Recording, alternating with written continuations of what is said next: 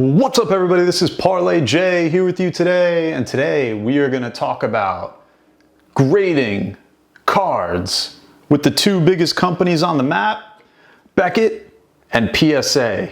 Olay. So, if you are just starting card collecting and you have no idea what grading means, this is the video for you. We're going to take you through it, and we are going to talk about who are these companies, how does it work, how long does it take, how do I do it, how much does it cost? And what's the net effect of getting things graded too, huh? We're gonna take you through them all. So first, the two prime companies. Number one, Beckett. Beckett, as you know, you probably grew up with the old Beckett book that showed the price guide for all sports cards. They got into grading. They started in 1999. Beckett, also known as BGS, does do superior grading. They're the top two. They're one of the top two.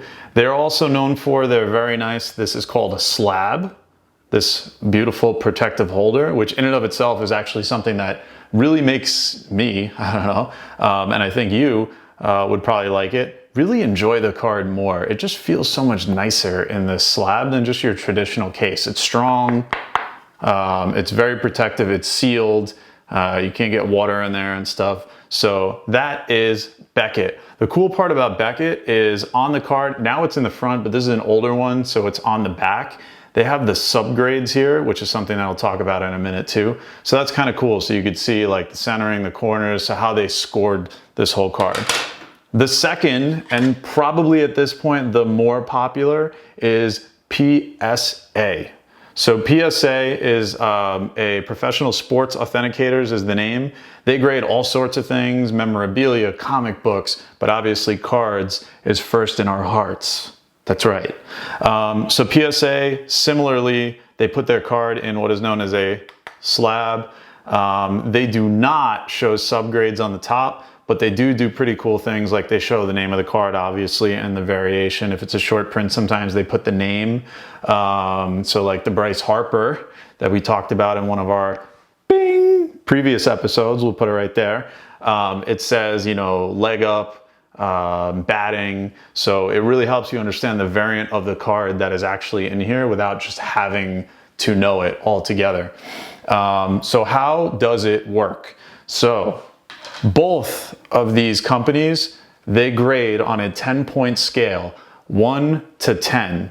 And within them, there are subgrades. So it goes a whole number, 1 to 10, or it could be a 0.5, 1.5, 2.5, 3.5, and so on.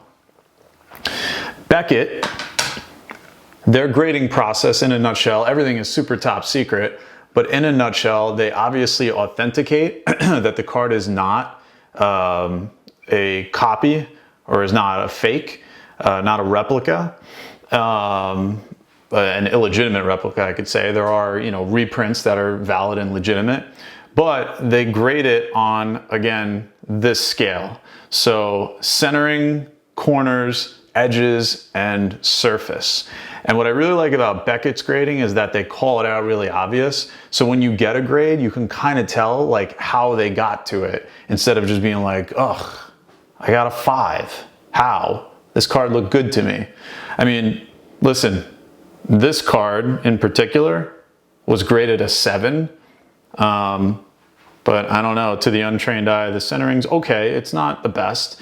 The corners are really sharp. But listen, it broke it out. It gave it a 7 on centering, which was actually the worst grade that it got out of everything. Surface 8.5, corners 6.5, which is interesting because they look, with the exception of this corner, looks pretty sharp. But nonetheless, that is the system. PSA, on the other hand, as we said, does not have those subgrades, as they call it, listed on the card. So you're kind of left guessing.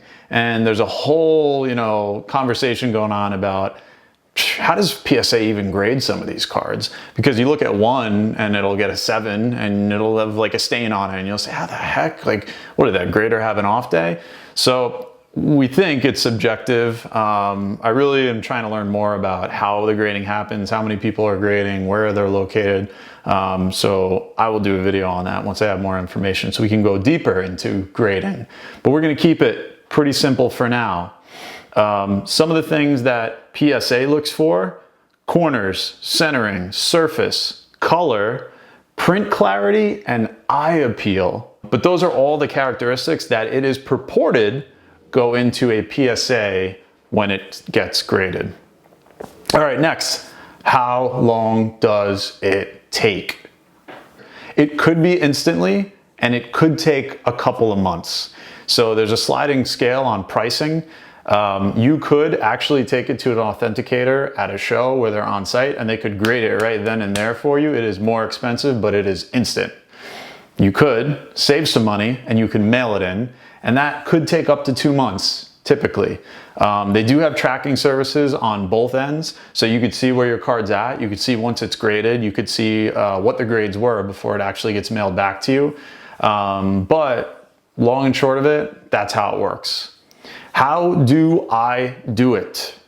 There are 3 ways, and I kind of mentioned them already. One is you can do it in person. So BGS, PSA, they often set up booths at card shows.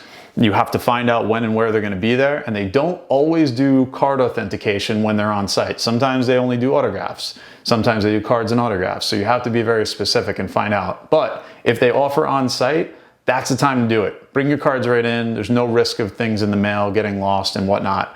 That is a possibility. You can also drop your cards off. So for example, PSA has an office in New Jersey. If you live in and around that area, you can actually make an appointment, drive to the building, drop it off. That takes out half of the risk in having to mail it. Now I haven't heard about you being able to go and pick it up, which would be really cool. So I do have to find that out. But drop off is certainly an option. Last, and probably the most common, is by mail. So you can mail however many cards you plan to get graded out to any of these authenticators, wait, and then they will mail it back to you. Now, if you're like me, you don't really feel that comfortable with all your most valuable cards being handled by the US Postal Service, or any service for that matter, but nonetheless, that is an option, and it is the cheapest option. So if you're on a budget, you have to factor that in. The $1,000,000 question: how much does it cost? So Beckett and PSA are around similar pricing. However, Beckett in general, if you grade one card, it's could range from $10 to $50, depending on how fast you want that card back. In general, it's 10 if you're willing for the slow option. If you're doing 50 to 99 cards for Beckett, now you're talking $9 up to $45. When you do it in bulk, the price goes down. 100 or more cards, $8 to about $35. Again, the price slides down a little bit.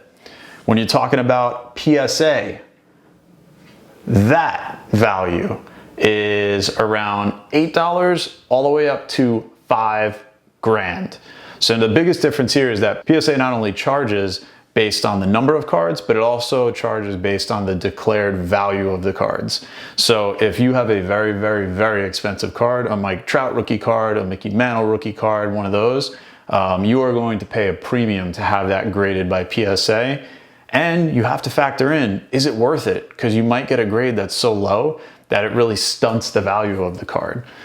So you really got to play it, wisely on when, how, and how much and how fast you want to get something graded. The good part about PSA is that they do offer bulk services. You have to be a collector's club member, which comes with a yearly subscription fee, but you do get cool stuff like a book bag for free.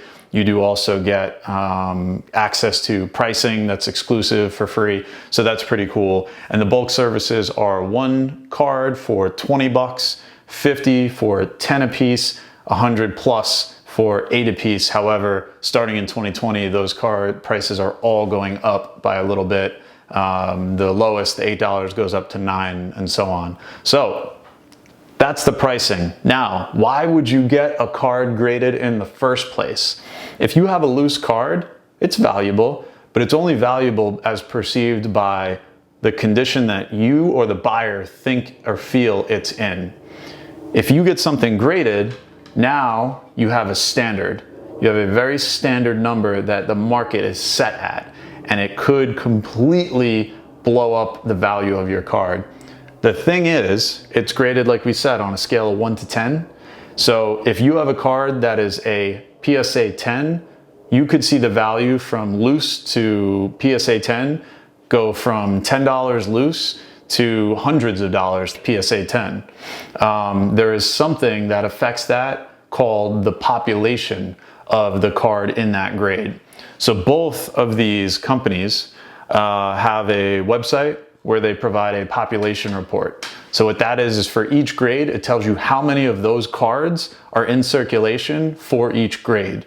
Obviously, rarity is a thing in the collectible industry. When you have a low population of a high ranked card, that bodes well for its value. But remember, more and more people could get graded. That population could go up. It could take your card value down. It's happened and it could happen. But it's definitely a very important factor to note when you are figuring out grading. Also, when you're grading, you want to make sure that you're grading the right cards. For example, if you're grading junk era, junk wax cards, probably not worth the money that you're going to spend on it, because the bump that you're going to get, even if it's a PSA 10, is not going to be that much higher than the value of it when it's a loose card. However, if it's a vintage card, and let's say you pick a vintage card up for $10 or so, let's say like a 1955 Topps card, and you think it's in really good condition, you go and pay the $8 or $10 to get it graded, and let's say it grades out at a 7 or an 8 or a 9 or a 10, now you've just hopped that value up very, very exorbitantly. So it's really important to try to figure out, if you're buying loose cards and you want to get them graded, what do you think it will grade for? And then accordingly, kind of gauge how much you want to spend on that card and factor in your grading costs too. It's like your cost basis. Like if you're buying a stock, you want to know what you're going to spend. And then ultimately when you go and sell it, if that's your gig, you want to be able to sell it high and buy it low so you make a profit. So it's very, very important to make sure that you're picking the right cards and grading the right cards. Don't just grade everything and waste your money, because unless you just want them all on these fancy little slabs, it is not necessarily going to be money well spent. There is a ton more that we could talk about grading, what it is, how it works, why you do it, but we will do more videos on this. This is the intro to card grading. Beckett, PSA. I hope you learned something from this. Guys, don't forget, please comment, like, subscribe, hit that bell. Every time I do a new video, you will get alerted. We will share in the joy of cards, specifically baseball cards, together. Let me know what you think about this episode. Comment if you like it. Hate on me if you must. Hopefully you don't. Hopefully you enjoy. This is a heck of a lot of fun to me, and I'm glad to share it with you. So, this is Parlay J. Take care. Spike your hair. We'll see you next time.